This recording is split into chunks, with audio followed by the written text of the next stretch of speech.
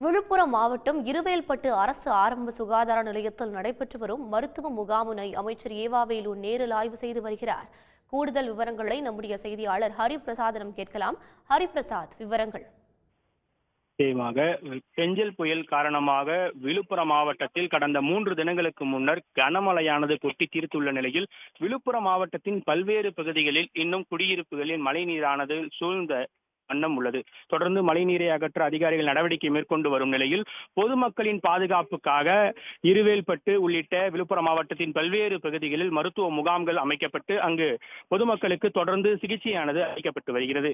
இந்த நிலையில் இருவேல்பட்டு அரசு ஆரம்ப சுகாதார நிலைய மழைநீர் புகுந்த நிலையில் அந்த மழைநீர் முழுவதுமாக அகற்றப்பட்ட நிலையில் அரசு ஆரம்ப சுகாதார நிலையம் முழுவதும் சேரும் சகதியுமாக காட்சியளிப்பதை நம்மால் காண்கிறது. தொடர்ந்து அந்த பகுதியில் அமைச்சர் ஏவாவேலு நேரில் பார்வையிட்டு ஆய்வு செய்து அரசு ஆரம்ப சுகாதார நிலையத்தை சுத்தம் செய்து முழுவதுமாக மழைநீரை வெளியேற்றி உடனடியாக அரசு ஆரம்ப சுகாதார நிலையத்தில் மக்கள் பயன்பாட்டிற்கு கொண்டு வர வேண்டும் என்றும் அதிகாரிகளுக்கு அறிவுறுத்தினார். தொடர்ந்து இருவேல்பட்டு பகுதியில் நடைபெற்று வரும் மருத்துவ முகாமினையும் அமைச்சர் ஏவாவேலு நேரில் பார்வையிட்டு அங்கு வரும் பொதுமக்களுக்கு எந்த மாதிரியான சிகிச்சைகள் அளிக்கப்பட்டு வருகின்றன என்பது குறித்தும் மருத்துவர்களிடம் கேட்டறிந்தார். அதனைத் தொடர்ந்து அரசூர் கூற்றோடு பகுதியில் நேற்றைய தினம் பாலம் முழுவதுமாக துண்டிக்கப்பட்டு வெள்ள நீரானது பெருக்கெடுத்து ஓடிய நிலையில் அந்த பகுதியில் என்னென்ன மாதிரியான முன்னேற்பாடுகளை மேற்கொள்ள வேண்டும், அந்த பாலத்தின் தன்மையை அதிகரிக்க என்ன மாதிரியான நடவடிக்கை எடுக்க வேண்டும் என்பது குறித்து பொதுப்பணித்துறை அதிகாரிகளிடம் அமைச்சர் ஏவா கேட்டறிந்து தொடர்ந்து அந்த பாலப்பகுதியிலும்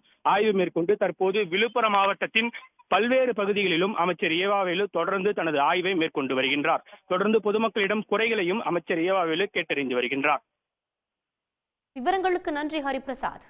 உடனுக்குடன் செய்திகளை தெரிந்து கொள்ள சன் நியூஸ் பெல் ஐகானை கிளிக் பண்ணுங்க.